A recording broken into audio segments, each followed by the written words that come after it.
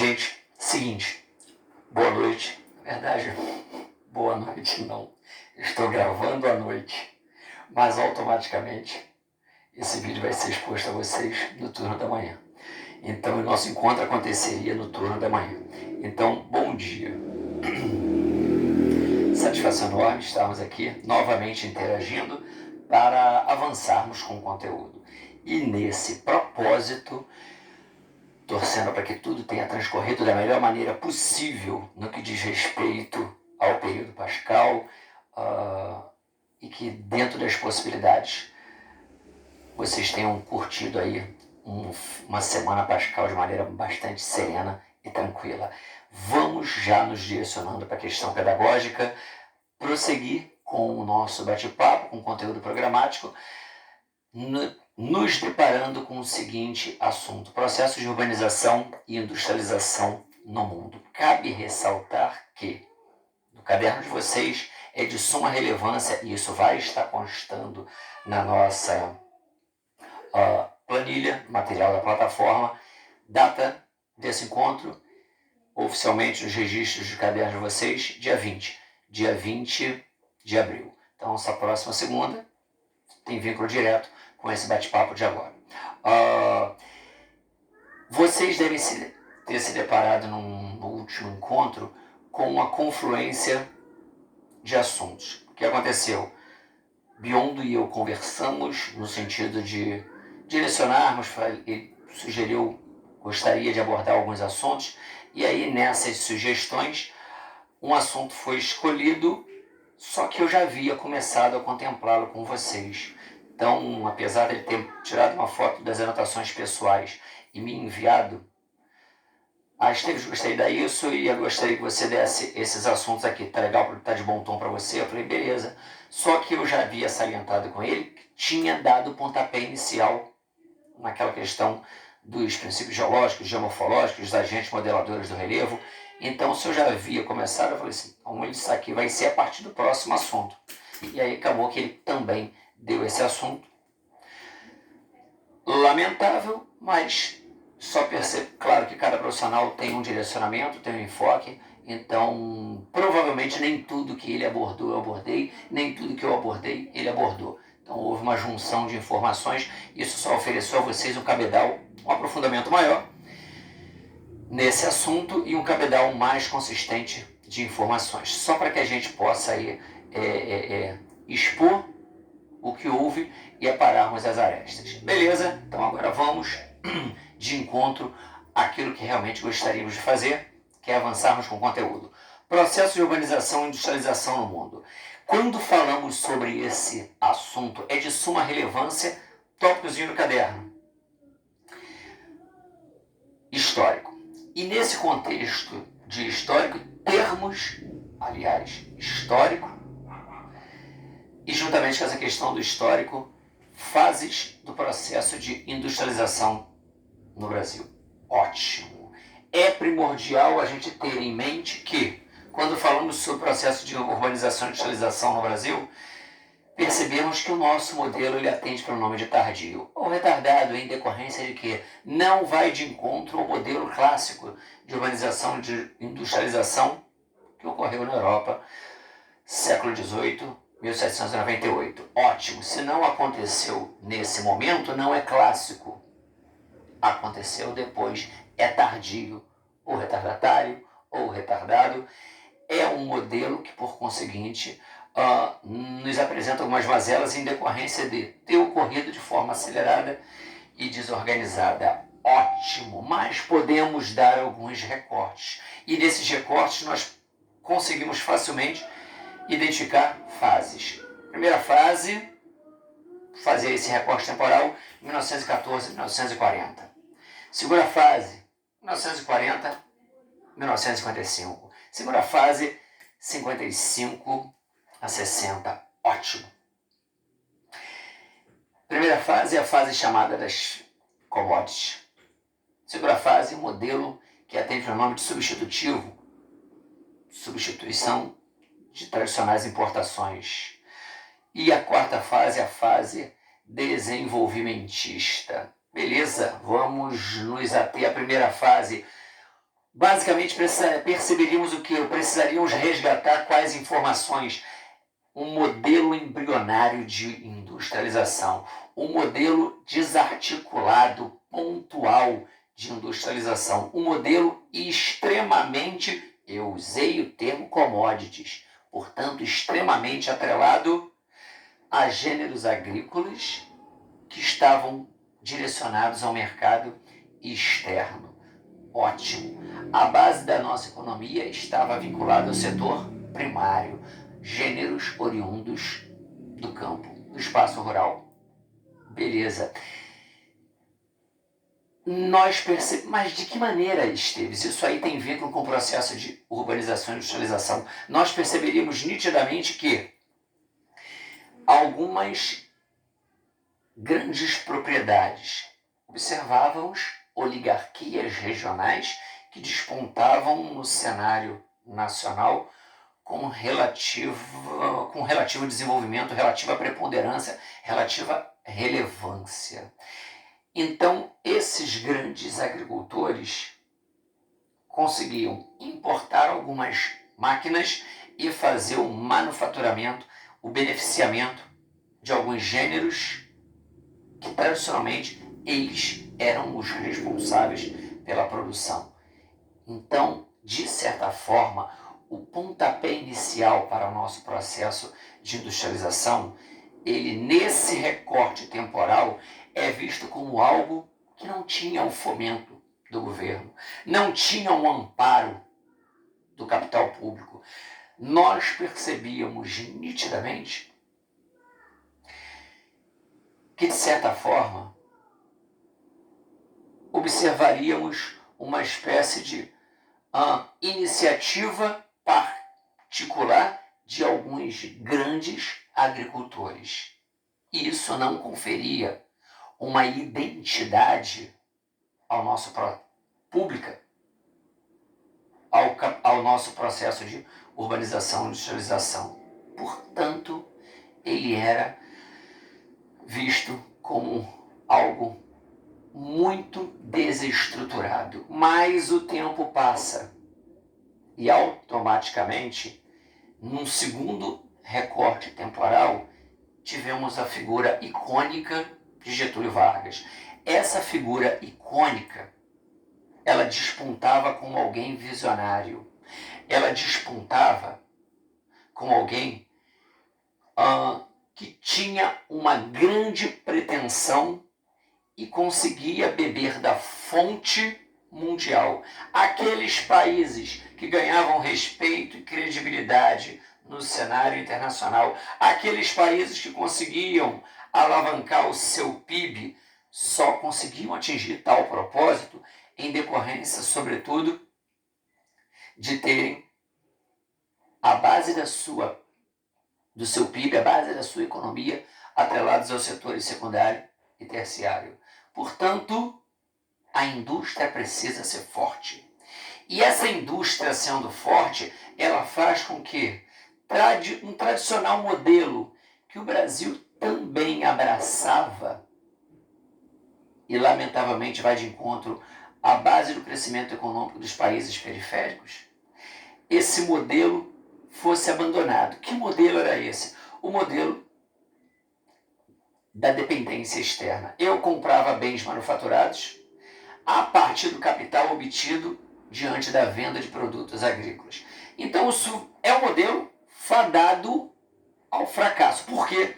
Porque tudo iria bem, desde que o mundo estivesse de uma maneira serena sob o viés econômico.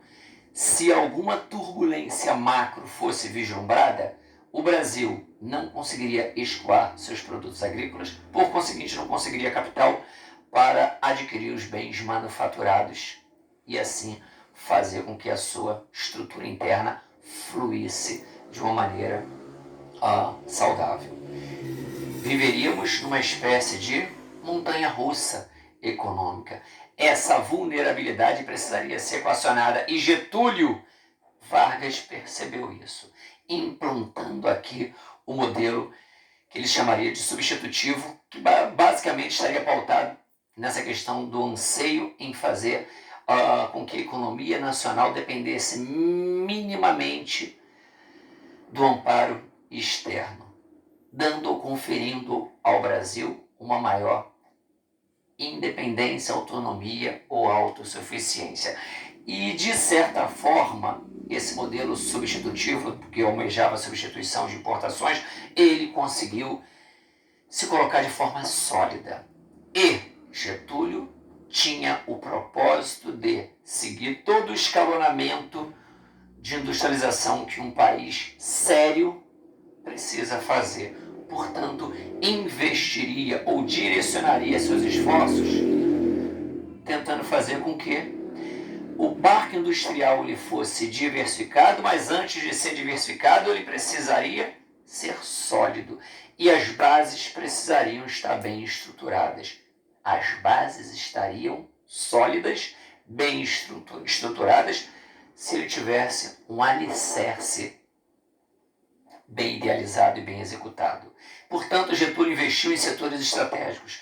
Getúlio investiu em setores que serviriam como sustentáculo para outros ramos industriais. Por exemplo, a indústria de bens de consumo, sobretudo leve, não foram sobrevalorizadas por Getúlio. Ele precisaria direcionar seus esforços para aqueles setores onde a iniciativa privada normalmente não se envolve. Aqueles setores onde normalmente exige-se um capital elevado e exige um risco intenso. Portanto, a iniciativa privada nunca vai se enveredar por esses setores. Beleza? Então, indústrias como a Petrobras, indústrias como a Companhia Siderúrgica Nacional, indústrias como a Companhia Vale do Rio Doce, indústrias ou setores atrelados, por exemplo, a Fábrica Nacional de Motores, estaria diretamente atrelada a esse contexto. Poderíamos citar a Companhia de Hidroeletricidade do Vale de São Francisco como um bom exemplo. Vamos parar por aqui, mas eu citei alguns ramos industriais que servem como sustentáculo para qualquer outro ramo ou segmento produtivo. E isso foi muito bem estruturado nesse recorte temporal de 40 a 55. As bases, a terraplanagem foi muito bem feita. Criou-se uma estrutura sólida para que alguém pudesse complementar. Beleza? O bolo havia sido muito bem idealizado e executado. Faltava a cereja. Vamos para a terceira fase, 55 a 60. Na verdade, observaríamos uma fase que, atendendo pelo nome de desenvolvimentista, muitos teóricos gostariam de e intitulam como uma fase que representou o continuismo. Continuismo pautado em quê? JK, guardem esse nome forte para a terceira fase do nosso processo de urbanização e industrialização. JK percebeu que se alguém pensou de forma grandiosa e criou condições para que o país caminhasse a passos mais largos e com menor vulnerabilidade do ponto de vista econômico, esse modelo de extrema dependência da importação de bens manufaturados, ele já se coloca no cenário ou na história do Brasil como algo que estava amplamente em processo de superação. A nossa vulnerabilidade é menor, a nossa dependência era ínfima. Ótimo. Então JK percebeu, agora cabe a mim fazer o quê? Colocar cereja no bolo. E o bolo, por vezes, chama menos atenção do que a cereja, mas é mais árduo de ser feito.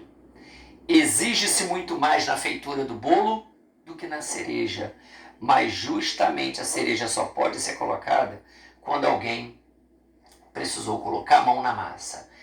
E a JK, apesar de maior notoriedade, apesar da literatura dar a ele uma dimensão absurdamente mais nobre, porque chama mais atenção, gente só conseguiu ter toda essa visibilidade em decorrência de alguém antes ter pensado naquilo que normalmente cria as bases, mas não dá maior honraria. E JK fez aquilo que competiria a alguém que viria após Getúlio. Colocou a cereja.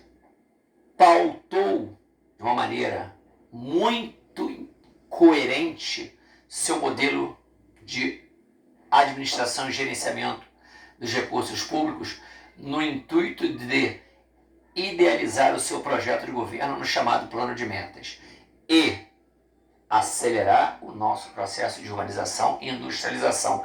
Só que complementando, só que atraindo ramos industriais que poderiam vir para cá em decorrência das bases já terem sido muito bem fincadas no subsolo e no solo brasileiro. Então, ramos ou indústrias que normalmente ganham maior visibilidade, oferecem uma quantidade absurdamente consistente de vagas de trabalho e, de certa forma, conferem ao cenário urbano uma ampla alteração, elas foram observadas no Brasil, sobretudo a partir da nossa terceira fase. Foi a fase que atende para o nome de desenvolvimentista e que tinha como propósito acelerar o nosso processo de industrialização. Legal, então os ramos industriais complementares, aquelas indústrias atreladas aos bens de consumo, sobretudo leves, mas as também duráveis, ganharam solidez. Na administração JK, foram aquelas que JK tentou atrair. Vamos para o tópico 2. Tópico 2, o plano de metas e o milagre econômico brasileiro. Entre parênteses, 50 anos em 5. Estamos falando de uma maneira pormenorizada na terceira fase do nosso processo de urbanização e industrialização. Plano de metas. Existia um conjunto de medidas que o JK tinha como anseio implementar no território brasileiro ao longo do período que estivesse à frente do poder federal. Beleza. E tinha como objetivo primordial fazer com que, na visão dele, o JK foi visto por muitos como o presidente dos slogans. Governar é abrir estradas, 50 anos em 5, além de inúmeros outros jargões ou expressões de cunho político que ganham ou ecoam e são absorvidas, ecoam no ouvido da população e são facilmente absorvidas, foram proferidas por ele. Nesse ínterim, nós nos deparamos com o quê? Quais foram as medidas que mais chamaram a atenção e que, em decorrência disso, merecem também que a gente possa se debruçar sobre elas no anseio de analisarmos de forma mais detalhada. Rodoviarismo, tópicos inseridos no item 2. E a transferência da capital federal, a construção de Brasília. Rodoviarismo. JK tinha um objetivo: acelerar o nosso processo de industrialização, alterar significativamente o nosso espaço geográfico, conferindo a ele características mais urbanas, acelerar, por conseguinte, nosso processo de urbanização. Industrialização e urbanização, vocês estão percebendo, caminham de forma conjunta. São quase que termos indissociáveis. Beleza? Rodoviarismo, de suma relevância para os propósitos de JK. Por quê? Porque ele tinha o objetivo de alterar o cenário geográfico, melhorar o nosso perímetro urbano. E isso em muito ia de encontro à necessidade de atrairmos corporações internacionais, sobretudo empresas automobilísticas, montadoras automobilísticas. Mas vamos imaginar o seguinte: eu tenho o anseio de atrair uma montadora automobilística. Por quê? Porque ela vindo, ela consegue criar uma teia de ramos complementares que em muito vão contribuir para além de multiplicarem os postos de trabalho e gerarem muitos tributos ao governo, vão criar essa teia de serviços, peças, produtos, equipamentos, maquinários que vão dar suporte a uma empresa de maior porte, a uma empresa mãe, essa montadora automobilística.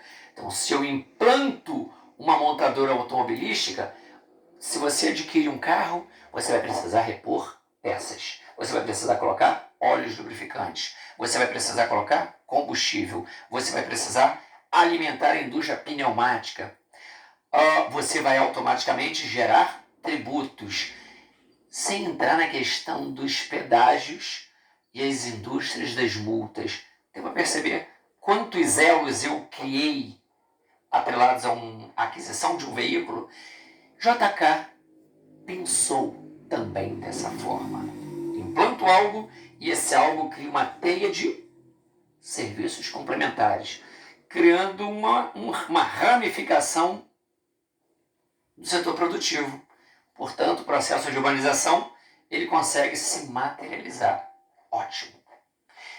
Fazendo com que o país ele amplie sua malha urbana. Isso é o processo de industrialização, sua teia industrial por conseguinte. Beleza, mas como convencer?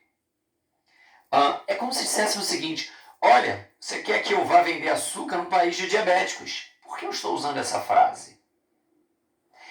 Porque JK estava querendo atrair montadoras automobilísticas para um país onde a maior parte da população, naquele contexto, se deslocava. E atentem para o fato, eu estou usando a expressão a população, e o deslocamento de produtos e mercadorias também se inclui nessa vertente, nessa análise, nesse prisma, nessa situação. Tudo que dependesse de deslocamento estaria diretamente atrelado ao sistema ferroviário. O Brasil se deslocava sobre trilhos.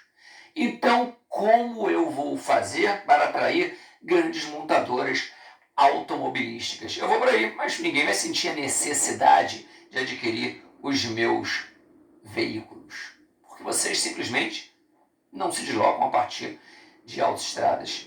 Se o problema é esse, montadora automobilística, tranquilo. Vou começar a rasgar o Brasil de ponta a ponta e fazer com que esse perfil ele seja sensivelmente alterado. E JK cria na população brasileira a necessidade de aquisição de veículos. Opa, agora o meu propósito vai de encontro ao seu interesse, mas você criou mecanismos para que eu possa concretizar o meu propósito. Legal. Então o Brasil gradativamente vai esquecendo toda a sua estrutura inteligentemente implantada no Brasil. O território nacional ele foi estruturado e vai de encontro ao deslocamento de grandes volumes através de hidro ou ferrovias. Rodovia é algo complementar. O Brasil coloca isso num segundo plano e automaticamente pauta deslocamento de mercadorias, produtos, pessoas, passageiros em cima do sistema rodoviário. E as montadoras automobilísticas, sobretudo no primeiro momento, a Ford, a Volkswagen, a Fiat, depois a General Motors, vieram para cá. Ficam primordialmente ali naquele ABC paulista, hoje ABCD paulista, e hoje temos uma gama de outros pontos do território brasileiro que também conseguem atrair grandes montadoras automobilísticas por N razões. Show de bola! Tópico do rodoviarismo. JK queria urbanizar, JK queria industrializar e percebeu que as vindas das grandes montadoras internacionais em muito contribuiria para o seu propósito se materializar. Vamos para o segundo item do tópico 2. Transferência da capital federal. A construção de Brasília. 3 razões legitimam isso. Econômica, política e geopolítica. Econômica. A base da população brasileira ficava ocupando uma faixa muito estreita da borda, da costa, do litoral do nosso território. E nós tínhamos uma imensidão de áreas totalmente ociosas. Não havia uma ocupação interiorana. E isso em muito incomodava e preocupava os líderes, os presidentes, os governantes, que automaticamente assumiam o papel de gerir uma nação. Ótimo. Mas como eu vou conseguir convencer alguém a ir para o meio do nada? E nesse contexto, vamos pensar da seguinte maneira. Se eu levo a capital federal, que até então era situada no Rio, Palácio Guanabara, onde hoje o governador Whitson administra tudo aquilo que permeia as finanças e a dinâmica do capital nas limitações do seu estado. Ali estava a sede do Poder Federal. Beleza. Se eu transfiro essa sede, Poder Supremo do Brasil agora não fica mais no Rio de Janeiro e se desloca para o meio do nada. O que existia no centro-oeste do Brasil naquele contexto, naquele momento? Nada. Enfim, um cerrado, uma vegetação arbustivos, períodos de estiagem, preponderância de cactos e calangos. Tudo quanto é lado. Maravilha, ótimo. Então tinha o nada. E aí eu levo para esse ponto Brasília, a sede do Poder Federal. Se eu levo pessoas que têm um poder juntamente com Brasília, eu levo políticos com recursos bem consistentes. Essas pessoas precisam permanecer nessa porção do espaço geográfico por um intervalo X de tempo, com poder aquisitivo alto.